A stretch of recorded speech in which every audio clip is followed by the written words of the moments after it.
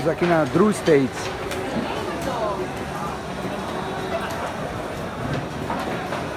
Look at that size.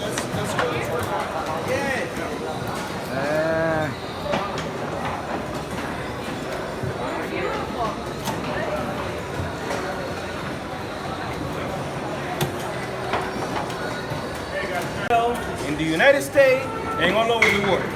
So over here from this salon, all the infused cigars come from, and as well as all of the traditional ones.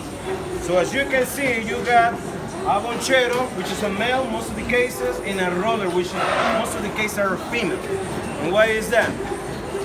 The male is in charge to put all the blend together. He is coming out with a very consistency craftsmanship product to make it a very on consistency raw material. Yeah. So he put the blend together. At that point, the blend has been already set. He cannot change the blend because he received X amount of pounds of tobacco from different regions, from different farms, from different countries, and that will be according to the blend. He might get a little bit of ligero, maybe a little bit of more viso, and a little bit of more seco. And all those three different tobaccos, that sometimes can be 5, 6, have to go down evenly. And why is that? Because if this one that has most goes down faster and this one goes down less, they will change big time. Okay? So have to go down evenly. So he makes the cigar. Let me introduce my man Rodrigo. Okay? Not kindergarten, but elementary school, then high school.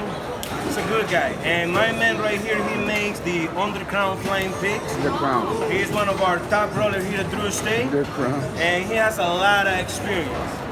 Now, Henry knows how to make cigars. I know how to make cigars. But my men right here and everybody, they are the experts. Because those are the people that make cigars day in and day out, you know? So my man Rodrigo, he put the binder right there. Then he started to pick every single different leaf from the different tobacco that we have as a filler to put it in the body of this cigar. And then he put the cigar in the plastic mold. And then once he finished it up, that plastic mold filled, he put it right here in the press machine. Okay? He have to rotate that cigar once. Because once he press down the cigar, there is gonna be a line that is gonna be right here on both sides. So he have to put that line against the plastic mold. Now, back in the days we were using wood molds, but now we are using plastic mold because what happened is this: when we got rain in Nicaragua, we fucking see fish falling from the sky. Excuse my French, all right? But that's the truth. It rains a lot, and what happened is this: the humidity goes up to the roof, and the wood mold could hold a lot of humidity. It is happening to you when you are picking your better half. Your wife, you know, or your husband, everything comes from here. But once you get the taste of that cigar, that's when you get hooked. That's when you know you got somebody special. That's when you know you have something special. Because the grapper is the face of Miss Universe, while the filler and the binder is the soul and the heart of the cigar. You love that line, right? Oh shit. All right, cool. So there you go. So she put the cigar that has been already rolled right there. And then you will see a lot of guys with blue shirt, sometimes green shirt, and they're not flying around because they already have assigned 12 different tables. And they go table by table, cigar by cigar, checking every single one of them. While they are checking it, there are some cigars letting them go to the next stage, and at the same time they are rejecting cigar because you know what? That cigar right there is made by hand, okay? And there are mistakes at any given time. So then after that, they put the cigar in bundles, and then we take that stuff and we scan those barcodes, getting through.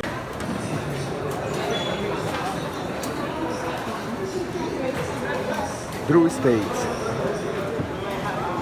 Norteño, Undercrown, Liga Privada, Dirty Hats, AC cigars, a lot of cigars.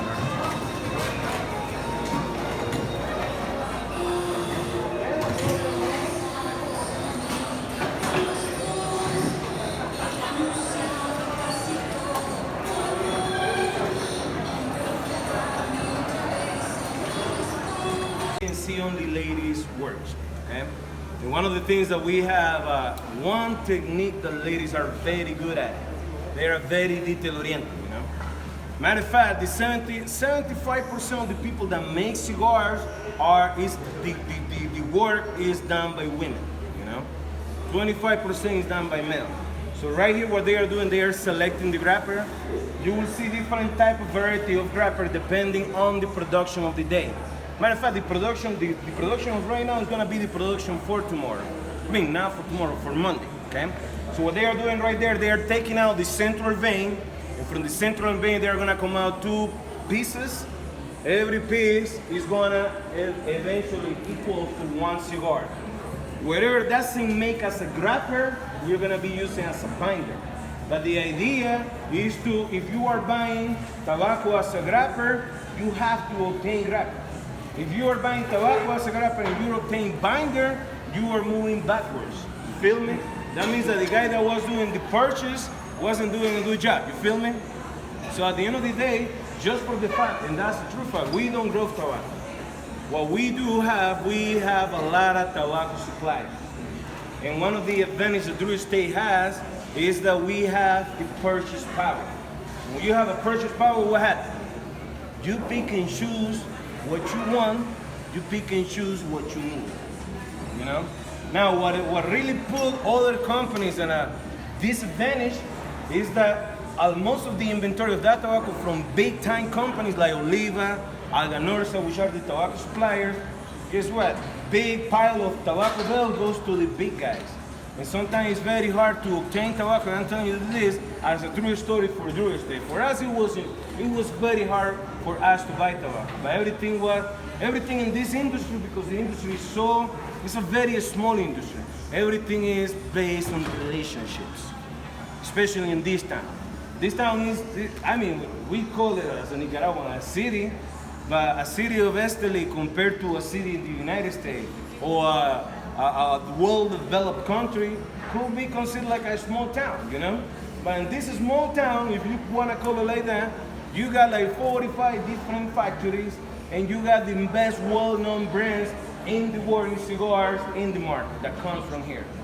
But that has to be because of the altitude of Esteli. It has to do with the soil of Esteli, and it also has to be, which is that's the most important thing, the experience and the knowledge of everybody that have ever worked in a cigar factory or anybody that ever worked in a tobacco field. Because you know the stuff that happens in the factory, you're not gonna learn that stuff in Harvard University. You know, this is the type of knowledge that comes from generation to generation, and at the end of the day, every single factory wanna come out with the best thing, you know? They wanna have the good product out there, and that's the beauty about it, because there is a competition, you know? Good. In Oliva Tobacco Company, you know, here in Nicaragua, you got the Oliva Cigar Company, Yeah. like Oliva V, Millennium, which is a very good cigar, Oliva G, which is one of my favorite, you know? And those guys, they grow their own tobacco, they make their own cigar, and they commercialize their own cigars. But you have the Oliva Tobacco Company, which is the guys that sell raw materials. Yeah. So in Oliva, in their operation, I see those machines. Machine looks like, how you call it, the saw machine. Yeah. And they just go one leaf, like you can do thousands of leaves in one day. Yeah. And you gotta watch your thing, that's right. What's the name? But that's because they are buying tobacco ready to go, putting in bales to the small guys, you know? The guys that, put it this way, labor is a big cost, okay? And one thing that in Nicaragua is that the government, and obviously us as a manufacturer, we do our best to provide the best work condition, you know? And that's why, you know, when it comes to keep employees, a big issue that some people might have is having turnovers. Because if I'm a fucking good roller, I can work anywhere else. You know what I mean? Because there are job opportunity everywhere. But it all depends what kind of benefit you get, how you are treated in those factories, and that's when you keep people for many years, you know? To be who you are, and you can express yourself without following any norms. The only thing that Drew Estate really cares is that the cigar have to be good. But other than that, We don't care how they can come to work, how they, you know, they want to come in sandals and shorts, you know. And you, bro, if you see guys, well, you know Fabian, you know, that guy doesn't look like a cigar guy or sales rep. No, looks like a transient. That looks like a hippie guy, but don't say it to me. But at the end of the day, that's the culture, you know. They got you on video. They got me on video. So, but that's the culture, and at the end of the day, you will see a lot of young blood. So if your body comes to work, oh man, I'm working on Drew Estate, bro, I want to get a job. Come on, we're gonna make cigar, we're gonna, you know, bullshit a little bit, we're gonna be making cigar, we're gonna be making money. And at the end of the day, that's what really matters. It's not that we have a concentration of soldiers right here and everybody have to march. It doesn't work like that. Because you know what? Happy cows. Happy milk. Good milk. Happy cows, great cheese. Great cheese. All right, so what we have right here. Come on, set up. So how many supervisors, Henry? 22 supervisors. 22 supervisors working the production floor. I mean, in the quality control department. One thing that we have, and every factory kind of, for you guys, might seem the same, but everybody somehow or another, they work different, you know? In other factories, the supervisor in the production floor has the last word if the cigar goes to a box. Here, the quality control department works independently from the production floor. So in the production floor, we have about 35 supervisors that are checking the cigar one by one. The next day, those cigars comes to the quality control department. That means that in 8 hours, 10 hours, the cigar might change from good to worse, or from worse to, not most of the cases, to good, you know? But at the end of the day, it's this. My man right here, he checking the cigar, and he checking the cigar one by one. He checking the head. If you he checking the head of the cigar. Right now he checking Liga Privada Belicosa. Okay, and he checking the head. He checking the foot of the cigar. Good. And then he checking the ring gauge of the cigar.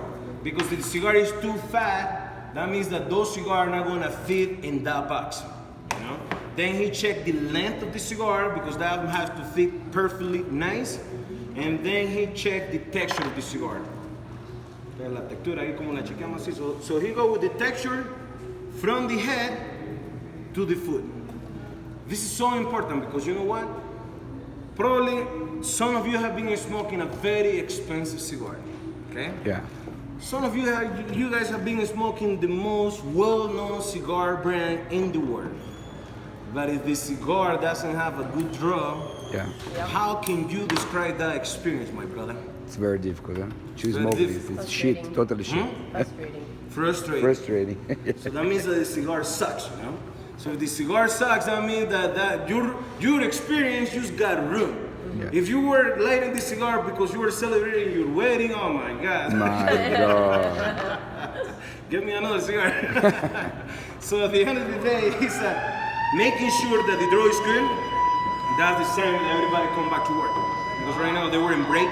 That's why you kind of see the empty table right there. But that's one thing that we do. We also have a draw testing machine, and that's just to quadruple, make sure that everything is good. 100% goes there. 100%. But one thing that he does is he checked the draw, hacerle la prueba del grito, haciéndole ahí. Look at his move. Oh, cool. Look at that Again, thing. again, You got again. that one, bro? Okay, let's do it again. Hazlo de nuevo. If that air goes through and the head start to pump, that means that the draw is good. That means that this cigar doesn't have to go to the draw testing machine. Okay? Another important thing, if he has some kind of doubt, okay? So what he does, hacerte un volado, quitarle el chunchito cuando le quitan la cabeza. Tienes un pinchón. Solo que le pinché para que le haga la prueba aquí. Sí, okay, so if he has kind of doubt, what he's gonna do, he's gonna take out kind of the cap. If he can feel air in his hand right there, that means that the cigar is good. So basically for us, what we're gonna do, we're gonna send this cigar back to the production floor just to finish that cap, and that's it. If the cigar really has problem, that means that the cigar doesn't go nowhere. Okay? So at the end of the day, it's about making sure that everything is good, and everything is about having everything on the same page. Because at the end of the day, we got the CFO, we got the operation manager, we got a bunch of bosses, but for these people, you guys are the bosses. You guys are the ones that pretty much determine if the cigar is good. You guys are the ones that really make the decision if you're gonna buy that cigar again. If you are not satisfied enough, guess what? You're gonna outlaw your frustration on social media. Yeah.